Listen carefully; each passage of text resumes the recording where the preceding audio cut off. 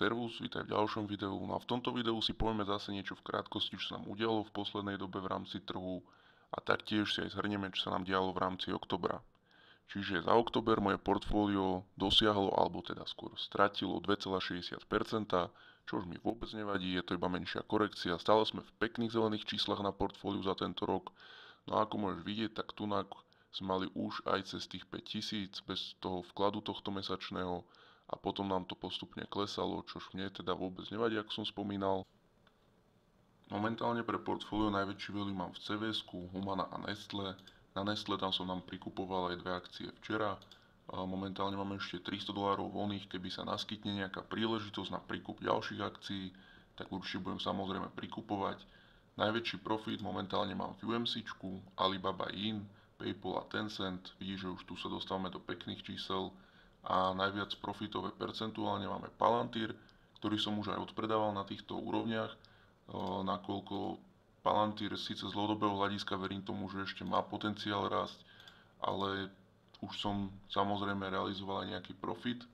Síce som ešte nedržal tieto akcie 1 rok, čiže samozrejme to treba zdaniť, ale keď človek vie, ako daňovo optimalizovať, na čo ešte určite budem robiť aj video ďalší mesiac, že ťa to kľudne naučím, taká informácia pre teba zadarmo. Čiže nezabudni dať ten follow, aby si to video nezmeškal, naučíš sa aj ty daňovo optimalizovať, ako to robia tí veľkí hráči s veľkými peniazmi, aby si nemusel platiť teda žiadne dane, aj keď tú pozíciu nedržíš rok. A ďalej teda percentuálne tu máme ešte JD.com, Unity. Unity veľmi pekne vystúpal, tu mám 10 kusov. Môžeme si rovno ukázať, že dividendy, aké pekné odtiaľ chodia. Tu si dáme Customize, napríklad namiesto Open si dáme Fees a vo Fees vidíš, že týchto 10 kusov, čo držím 5 mesiacov, už mi zarobilo euro 28. No, pardon, dolar 28. A kebyže tu mám 10 krát toľko, tak je to 12,80. Čiže verím tomu, že dá sa tu budovať niečo takéto aj s tými menšími sumami, nazvime to. Keď už sme pri tých dividendách, tak si teda povedzme rovno, aké dividendy nás čakajú tento mesiac. Od CVS-ka, tam už som mal vyplatené necelé $3, to bolo hneď prvého, čiže pekný začiatok mesiaca. Celkovo nás čaká tento mesiac 10 dividend, máme tu potom 12.3 od Texas Instrument, Air Products, Agnes Investment.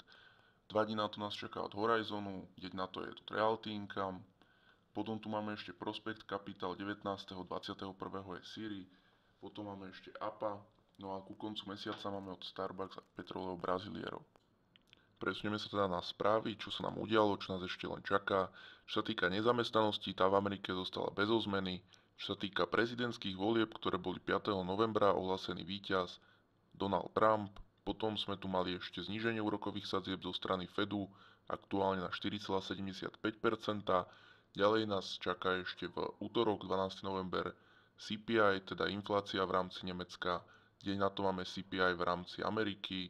Ďalej potom nás tu ešte čakajú ďalšie dôležité dáta, ktoré si môžeš kľudne zastaviť video, pozrieť sám, aby si vedel, kedy nám čo vychádza.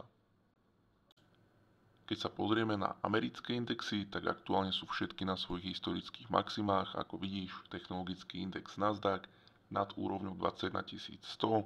Najmä k tomu teda pomohla aj Nvidia, ktorá už sa stala najhodnotnejšou spoločnosťou v rámci sveta. Predbehla teda aj Apple.